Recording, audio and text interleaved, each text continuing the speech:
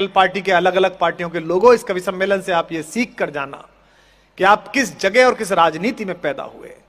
देश में नरसिंह राव जी की सरकार थी, पूर्ण बहुमत की सरकार थी गठबंधन की। उसके बाद भी हमें जब जिनेवा में अपने पक्ष रखने का मौका मिला पाकिस्तान के सामने, तो कांग्रेसियों ने किसी कांग्रेसी को नहीं भेजा। सबसे अच्छा बोलने वाले हमारे कवि कुल के बड़े अटल बिहारी वाजपेयी को प्रतिनिधि बनाकर भेजा संयुक्त राष्ट्र संघ में। अटल जी का स्वास्थ्य खराब हो गया तो उनको इलाज कराना था, तो राजीव गांधी जी ने उन्हें बुलाकर कहा कि मैं आपसे यह आग्रह करता हूं कि आप कृपा पूर्वक सरकार के पैसे पर बाहर चले जाइए, अपना इलाज करा के आइएगा।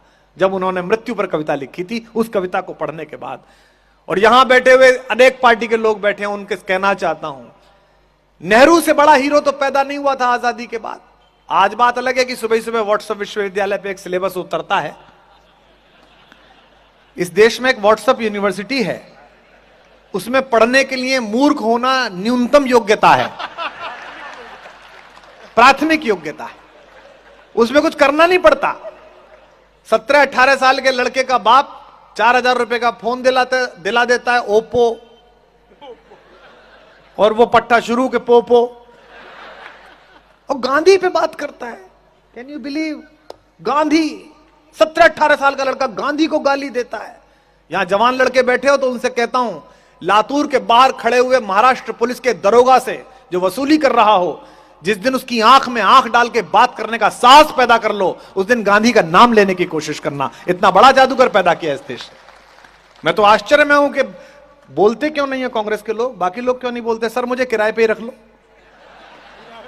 हाँ, मतलब मैं पढ़ रहा था 1933 में गोलमेज सम्मेलन में बापू गए, जिस बात को कह के मैं संपत सरल को बुला रहा हूं, और मैं आशा करता हूं कि एक एक व्यक्ति इस पर मोहर लगाए जो आज मैं लातूर में कह के जा रहा हूं। 1933 में जब बापू गए तो ब्रिटेन के राजा से मिलने का समय तय हुआ, और ब्रिटेन का राजा ऐसा राजा नहीं था जैसी आज की महारानी है। 2/3 दुनिया का मालिक था, 2/3 दुनिया का, जिसको चाहे गर्दन काट दे, जिसको चाहे जमा करा दे। बापू से मिलने का समय हुआ। महाराज के एडीसी ने, सेक्रेटरी ने लेटर लिखकर भेजा बापू को कि फुल कोट पैंट और टाई में आए, ब्लैक या ग्रे रंग का कोट होना चाहिए, यह ड्रेस कोड है।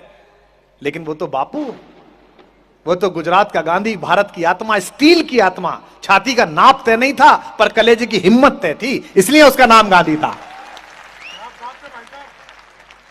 बापू मिलने के लिए गए, समय तय हुआ, बर्किंघम पैलेस में बग्गी उतरी तो एक धोती में हिंदुस्तान का फकीर लाठी लेकर अंदर।